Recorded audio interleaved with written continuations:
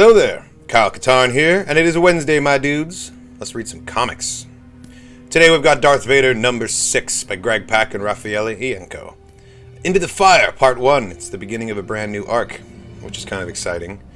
However, it is the only canon release we got today, and it was just one of them, so I've picked a Legends title.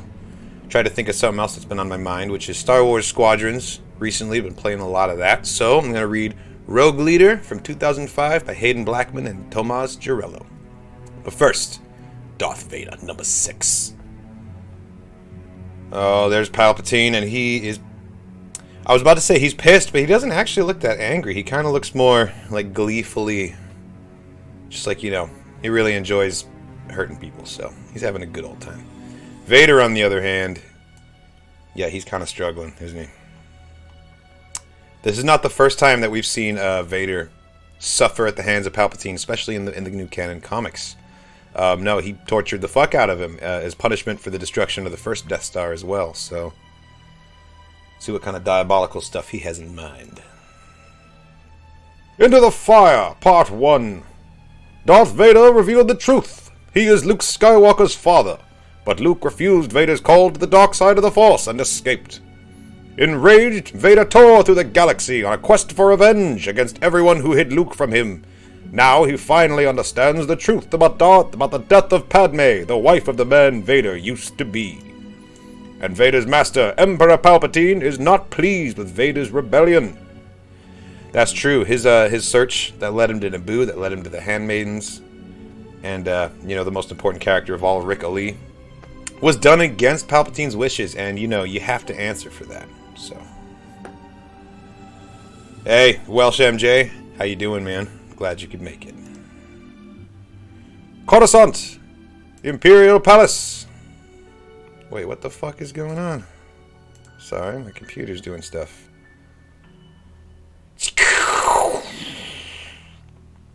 I love that they barely recreated the Jedi Temple. All they did was slap some banners on it and just lived within the shell of the old administration. I like the symbology of that. Wow. Very good, Lord Vader. You are not so far gone that you forget to defend yourself. Why do you attack me, Master?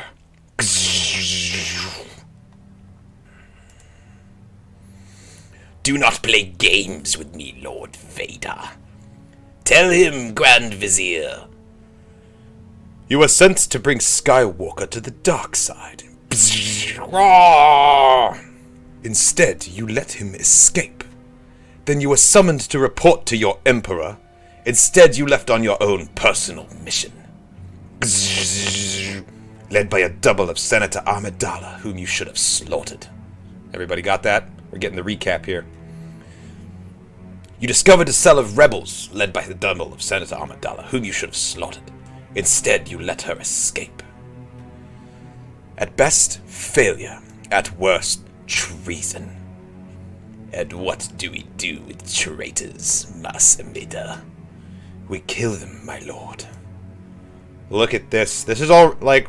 God, we're what, 3 pages in and it's already totally brutal. He's just got the fire crackling at the ready in his hands, just ready to give him another round. And Vader's just steaming over here. I'll raise it up so it's not behind my head, but... Oh no! Sorry. Spoilers. Vader's just got like the steam and smoke rising from him, and like all of his systems are just fried out. His circuitry can't even take it. He's about to cut the stairs off. Guards! About time the Royal Guards make an appearance in canon and actually do something. Oh, is Vader gonna kill him though?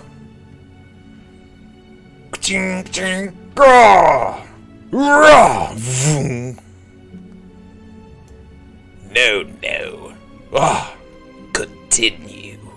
Oh shit, he's gotta do it without the blade.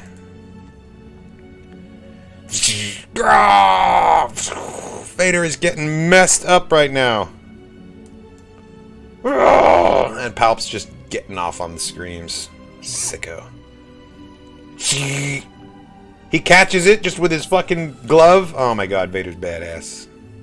What is happening? Oh dear. This has never happened before. What's going on, Splinter? Trevor? Gonk69. A vizier is like a major domo, like a grand advisor who has like an administrative position. I'm not sure what's happening with my comicsology right now, so I'm just going to go ahead and refresh the page real quick. I'm so sorry about that, guys. Are we back? Are we live again? So, fun little detail about comicsology is that sometimes while you're reading, it'll randomly sign you out. And then you have to log back in, and you have to pause your damn stream so that everyone doesn't get your personal info. So that's fun.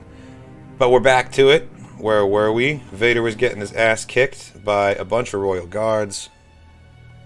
And then Palp stole his saber, but he caught an electrostaff with his hand because he's more machine than man. And now here we are. Crack to the face. Shwang. Shring. No. Moss? Is that you? Pulling a blaster? I don't think we've ever seen this guy so much as lift a finger in an action scene. No. Assassin 321234. Hello there. Welcome to the stream, man. I'm glad you're liking the channel. Fool. Oh, is he finally gonna do it to him? Yes! I've been waiting for this horny blue turd to get his end for like so long now. Good. Good! The blaster clatters to the floor.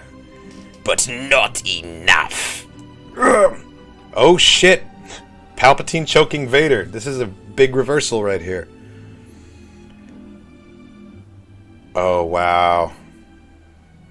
How does it feel, Lord Vader, to be so weak? To feel such pain? To know such fear? Amazing. All of the people that we've seen him choke. We've got Padme. We've got the handmaiden, Sabe. We've got Director Krennic down here. Admiral Mahdi. Captain Nita. Admiral Ozzel. Really puts it in perspective for him, doesn't it? Ugh. But how could this be? You were the chosen one, were you not? Destined to bring balance to the Force. But who chooses the chosen one? And why could they not choose another? You are but a tool, Lord Vader, which can be discarded when it no longer functions. You lied. You told me Padme had died. Ha! You prove my point. It was your fear of losing Padme that brought you to my side. I turned your weakness into unimaginable strength. But now that weakness returns and threatens everything you have gained. So let me teach you fear again, to bring you back to power. Ah! Forget Padme. Ah! Holy shit, he's attacking his... Whoa, what happened to his hand? He's like destroying all of his cybernetics. Oh, God, and his legs. Oh. Forget the boy. Forget everything. This might be the most brutal thing we've seen Palpatine do. But your Emperor. Holy shit, he literally just broke his limbs off. He's like, I gave you these, bitch. I can take them away. That's amazing. I'm going to check the chat for a second here, make sure we're back online. Henry Lewis, Trevor Timmis, Splinter, Assassin, I'm glad you guys made it back in here. Sorry about that interruption for a second there. This is intense. I'm liking this so far. Damn, Vader. Damn. You must find yourself again, old friend. You must relearn the primacy of power above all else. Or you must die. And there, revealed as Anakin, trapped under that mask. It's a prison of hate and pain. Mustafa! It's my Death Trooper. What do you think? Oh, shit. Wait. No. They're bringing him back here? Oh, my God. They're about to... Are they really going to toss his ass back to the... Oh, my God. Oh, Vader. Oh, Vader. Last time you were broken, I found you, and I rebuilt you. Oh, shit. Vader's like, here we go again, man. Oh.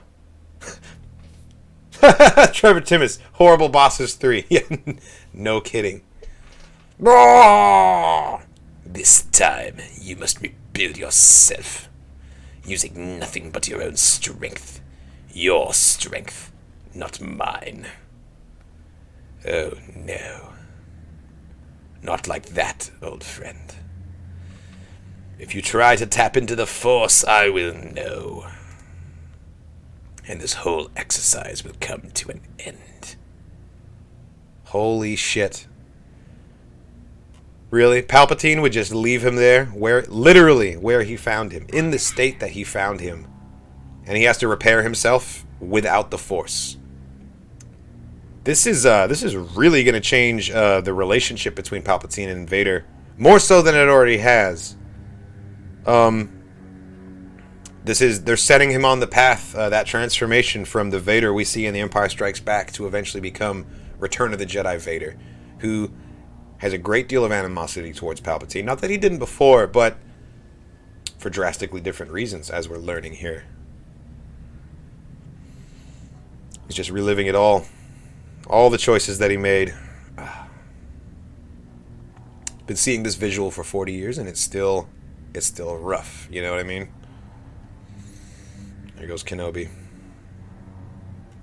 And then he becomes the Emperor. Wow, okay. He's having a mental battle.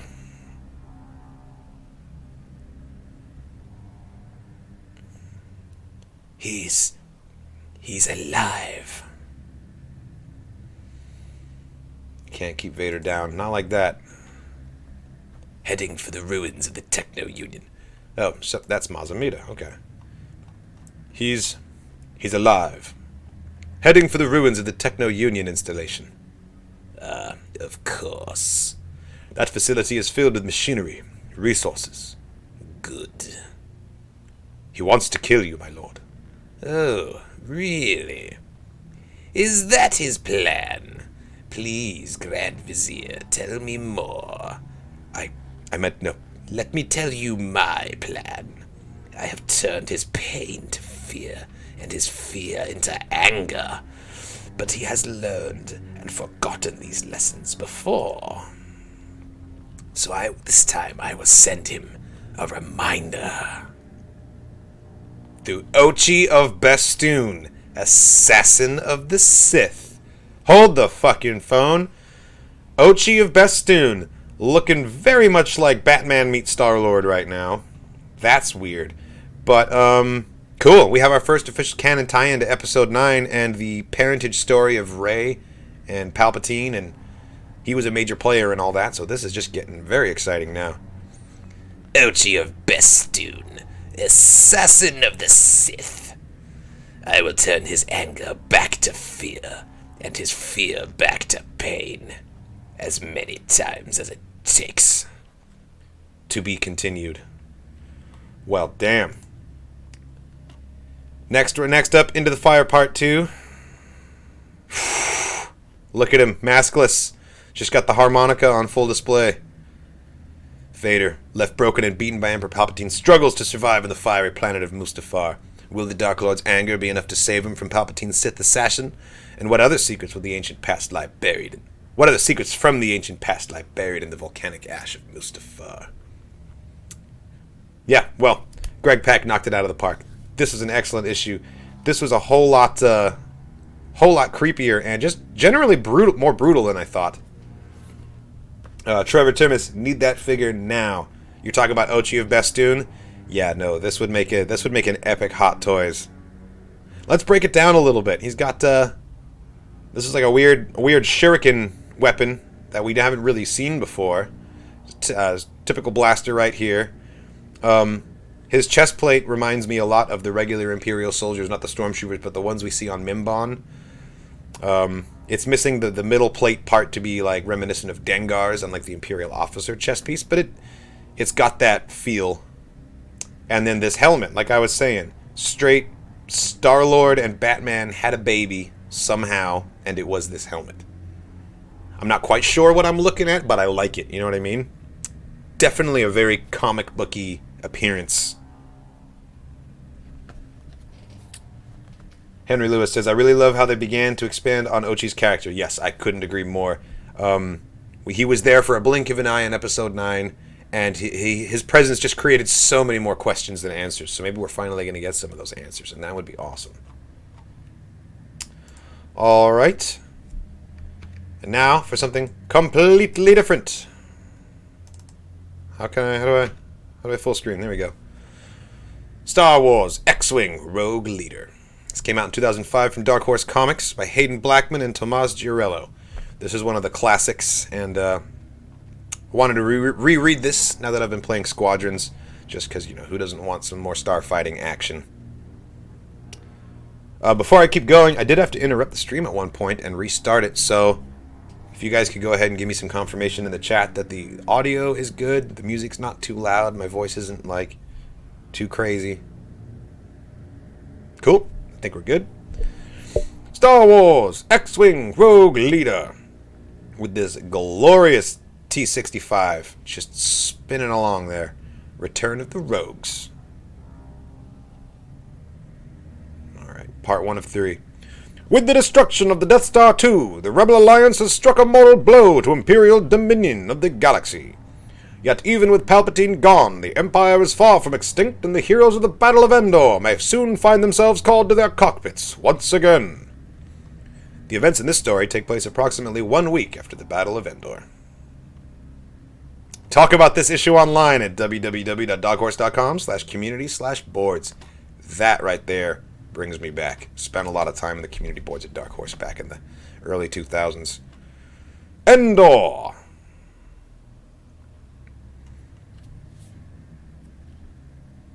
Five by 5 boss, absolutely, man. Splinter, we need to just tear it up in Endor. I wish that they would start. I mean, I'm hesitant to start talking about what I wish they would do with Squadrons, because the game's brand new, and I'm still grateful and just enjoying it. But, like, down the road, a recreation of the Battle of Endor, that would be amazing. Stormtrooper just floating.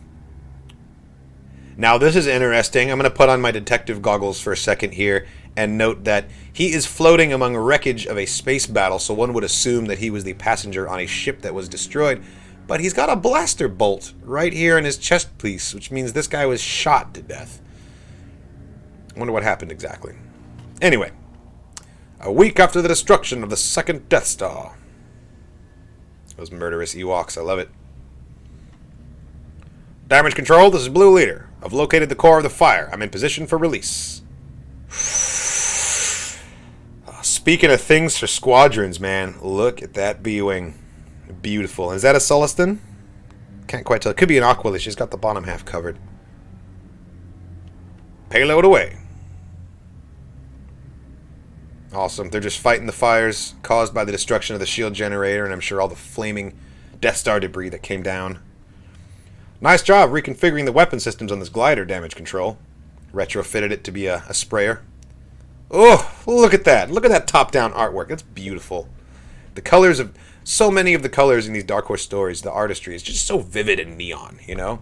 It's not... They've done a good job of bringing that back with the new Marvel releases, but there was a period of time where everything was a bit more muted, a bit more gritty and lifelike, and, you know, I'm fine with that being a visual trend that movies go in, but comics should be bright, they should be vivid, they should be brilliant, because that's what this medium really lends itself to, in my opinion. I'm heading back for another pass. Negative, Blue Leader. We have everything under control, and you're being redeployed. Head to the Western Ridge for your next assignment. Captain Ten Num, Blue Leader. Hey!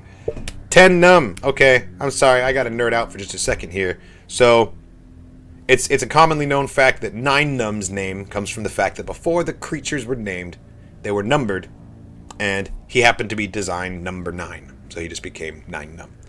Well, he wasn't the only one. There was also Ten Num, for obvious reasons. And Ten Numb isn't just a comic book character. He was there. He was on screen in Return of the Jedi. He was played by Richard Bonehill, and he wore an identical red jumpsuit. And so, for all intents and purposes, when you see him on the screen, you're like, oh, there's Nine Numb. All the merchandising for Ten Numb has him depicted in a white jumpsuit because it was all based on a pre-production image where he was wearing white. That's the direction they were going to go. And then they changed their mind and they gave him a red one, which was probably a mistake because now no one knows that Ten Numb fucking exists. So, here's a little bit of trivia for you. Captain Ten Numb, Blue Leader. Homeworld, Sullust. Starfighter of Choice, B-Wing, Top Man. Former bounty hunter and demolitions expert, meritorious service as Blue 5 during the Battle of Endor. What now? God, love that B-Wing design. Looks so good. On the ground, not too far from Ten Numb's position. We're wasting our time. The Ewoks don't know what they're talking about. Shh! I think I hear something. Wes, we've been out here for days. Just hours, actually. Whatever. The Ewoks aren't wrong. There aren't any Imperials out this far. Taicho, now I know I heard something. What could that be? Doom! Doom! Sounds like, could be a walker. Oh, shit! That's not a walker. Raw! I love it. He has a bandolier of whole people. Scout troopers just cannot catch a break. Oh. Captain Taicho Selchu, Rogue 9. Homeworld, Alderaan. Starfighter of Choice, A-Wing. Former Imperial TIE Fighter pilot. Meritorious service at the battles of Hoth and Endor as Green 3. Whoa! Taicho, keep him occupied! What are you doing over there? Recalibrating your scope? Just fire! Steady. Pew! Nice! Headshot, 360 no scope. Wow. Good shot, Jansen. Lieutenant Wes Jansen, Rogue 5. Homeworld of Tanab. Starfighter of Choice, X-Wing. Received high honor of True Gunner as member of the Tier Fun Yellow Aces. Meritorious service at the battles of Hoth and Endor. That's an epic page right there with him just crashing down. Splinter, Wes Jansen, one of my favorite characters. Absolutely, dude. Wes Jansen and Taicho, for that matter. They're not celebrated enough as badass rogues of the squadron. Dum. Captain Seltru to Central Command. We've found that Imperial patrol the Ewoks. We found that Imperial patrol the Ewoks spotted, requesting permission to return to base camp. Negative, Captain. You're on your way to the Western Ridge, Taicho. Great. Meanwhile, blast! This is like flying a Hutt sail barge. Bzzz. Look at that, they're towing wreckage, clearing the debris from the battlefield. You volunteered to return to Endor for salvage duty, Commander Antilles. Wedge, don't remind me. I guess even Imperials deserve a proper funeral. Well, no good deed goes unpunished, sir. You're being reassigned by... Don't tell me. There's only one person who would pull rank on me. That's Grizzly, man, the pilot, just chilling in the cockpit, dead. He's been spaced. There's only one person who'd pull rank on me. Commander Wedge Antilles, Rogue 2. Homeworld, Corellia. Starfighter of Choice, and X-Wing. Destroyed the second Death Star, which is a badge in and of itself. Meritorious service at the battles of Yavin, Hoth, Endor, Bakura, and many others. Wedge is the original badass. As expected. Like all the rogues are together. Thanks for coming, Wedge. No problem. I assume there's another Bakura brewing. When are we leaving? Commander Luke Skywalker. Rogue leader, who needs no introduction. Homeworld of Tatooine, Starfighter of Choice is an X-Wing. Jedi, hero of the Battle of Yavin. Right now.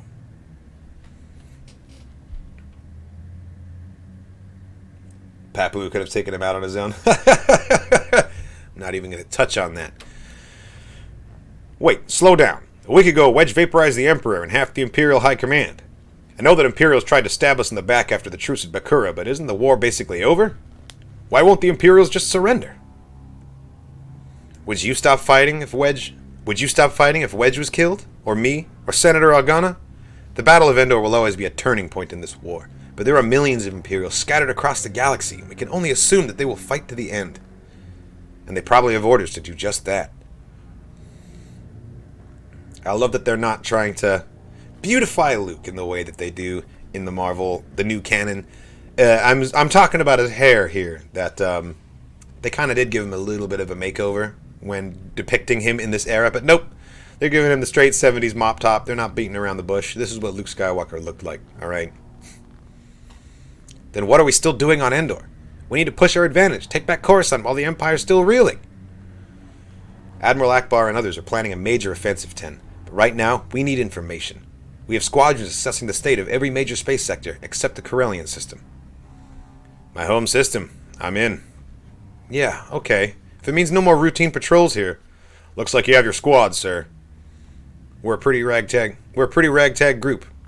I don't know. Looks like a rogue squadron to me. Wait, did I read that right? No, yeah, I did. Awesome. So this is the impetus of forming the squad. Corellia, 1 week later. Rogue Squadron, welcome to Coronet, the jewel of the Corellian system. And Wedge Antilles just had to dress like Han Solo, like down to the vest. Just to be weird? I'm loving how lavish this looks. It's it almost views more like Nar Shaddaa, you know, or even Coruscant than what we've seen in current depictions of Corellia. It's much more industrial. Then again, we've only seen one small part of the planet, right? And if that turns out to actually be Han, I'm gonna laugh, but I don't think it is. Last time I was here, the city was gripped by fear. Nobody even left their houses at night. It was a city in total lockdown. Looks like all the locks have been broken. We've been across the system twice and haven't found a trace of the Imperials. I think it's time to celebrate. What is going on here? That's the plan, Taicho. Wedge, follow me. It is Wedge. I knew it. Wedge playing dress-up. How do you know your way around this place? I thought you grew up on a space station. I did, but even before my parents were killed, I dreamt of living here. I had hollow maps of the city projected on the walls of my bedroom. It's lame. When the war is truly over, I'm sure you'll get your chance to lead a more peaceful life. If that's what you want, may the Force be with you. Me, I'm happiest in a cockpit. Or a cantina. Oh, wait, that wasn't Luke, that was Taicho. Well, if that's what you want, may the Force be with you. Me, I'm happiest in a cockpit. Or a cantina. Come clean. This whole mission was just an excuse for some R&R. Not entirely, but I did need to get away from the fleet. Clear my head. I love the art in this panel here. Just the cantina scene, all of the bright lights. Everyone's like super lit and green up here in the top corner, and then down here it's all like a deep blue. Excellent use of color to show space within the panel. And it's also just visually very engaging. So did I. And now that I can think straight, I'm ready to hang up my helmet. And you should too. Let guys like Taicho protect our new republic. I still have too much to do. You're going to spend the rest of your life trying to rebuild everything that Darth Vader destroyed? I've put my ghost to rest, but the fate of the Jedi does rest on my shoulders now.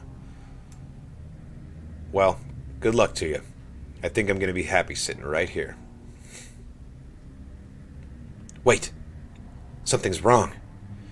Screw! Get down! Now we're talking. What the? Rogue Squadron! We're under attack! Snipers on the balcony next door! Cover me! And it's on. Also, I love that Luke is wearing his yellow jacket that he got from the medal ceremony at the end of 4. I've always thought of that as like his iconic like dashing hero look before he had his rude awakening in 5. I don't know what your mission was, but you just failed it. I'm loving the Shadow Stormtroopers too. You don't see those anymore. Fool! We were just the opening salvo. Okay, calm down. By the Force! Holy shit, he wasn't kidding though. Look at them all. To be continued. Awesome. Well, this has definitely kicked off. Let's see. Handsome Jacqueline, I do love how the Marvel comic ran with that for his post A New Hope look. Yes, absolutely. I thought that was a great way of sort of bringing it back in and anchoring it for us with a landmark in canon and then sort of taking it off in their own stories. But that was clearly also lifted from these old Dark Horse comics because, again, with the yellow jacket. To be continued. Alright, well that was awesome. It was kind of a shorter stream today. But I'll be back next week with the canon releases, and you can look forward to those too. Thank you for tuning in, everybody. Darth Vader number 6 was pretty stellar. A little bit more brutal than I was expecting it to be, and I can't wait to see what direction that story takes and how it's going to come back around into the Return of the Jedi Vader that we know. And as for Rogue Leader, this is a lot of fun. Pretty much the entire story took place on a planet, so we didn't get any dogfighting, but I'm sure that is still to come in the next 2 issues. And, yeah, thanks again for watching, everybody. And as always, may the Force be with you.